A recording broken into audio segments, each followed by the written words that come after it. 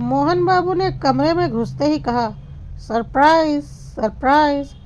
क्या सरप्राइज है पापा? सुमित उत्सुकता से बोला। सुमित और तान्या, ये लो बगल वाली सोसाइटी में 2 BHK फ्लैट तुम्हारे लिए। वॉट? ये आप क्या कह रहे हैं पापा? हमारे लिए अलग से फ्लैट? हम यहाँ खुश हैं पापा। क्यों तान्या? हाँ पापा, सुमित सही कह रहा है, मुझे यहाँ कोई दिक्कत नहीं होती, तान्या बोली। इससे पहले मोहन बाबू कुछ बोले, सुमित बीच में ही बोल पड़ा, और पापा, हर माँ बाप चाहते हैं कि उनकी औलादें उनके पास रहें, तो आपकी ये अलग फ्लैट वाली बात, इतने पैसे कहाँ से आए आपके पास? बेटा बात ऐसी है, तुम्हारी शादी के लिए बहुत कुछ जोड़ कर रखा था, तुम हमारे इकलौते बेटे जो ठहरे। बड़े अरमान थे, ये करूँगा वो करूँगा, सब धरे के धरे रह गए, क्योंकि तुमने लव मैरिज जो कर ली, तो शादी के तामझाम में होने वाला मेरा खर्चा बच गया, तो उसी से तुम दोनों के लिए एक फ्लैट। तुम दोनों कमाते हो, दोनों सुबह ऑफिस निकल जाते हो, EMI है कुछ सालों की, भर दिया करना, और कल को बच्चे होंगे तो उनके भविष्य के लिए अपना मकान होना बड़ी बात होगी।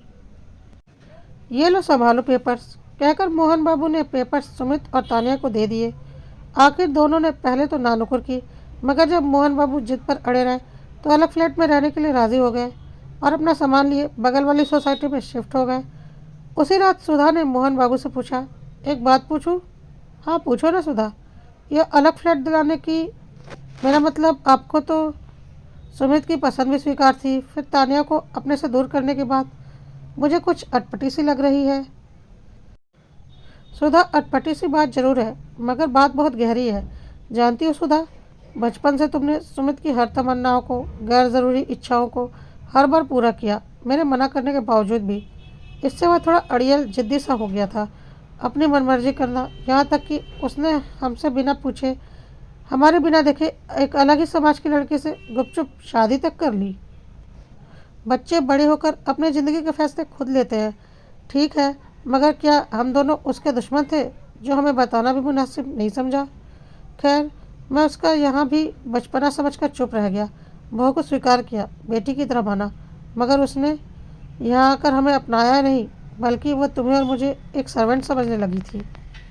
स्वयं से कभी चाय भी बनाकर नहीं पिलाई। ऑफिस जाते समय, मम्मी प्लीज़ आज राजमा चावल, आलू गोभी, कभी ये कभी वो।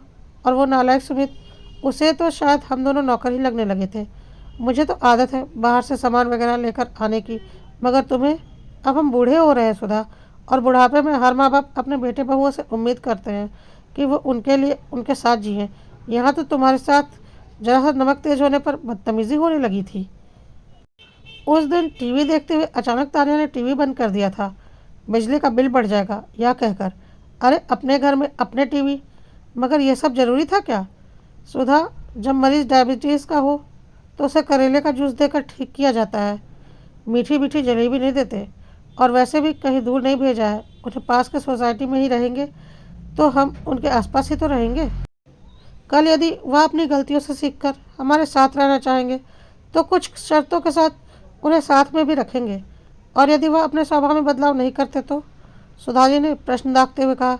तो हम दोनों हैं ना, पहले भी थे, आज भी हैं, साथ खाएंगे रहेंगे, मगर स्वाभिमान के साथ। इस बार सुधा जी भी मोहन बाबू के साथ मुस्कुरा उठी।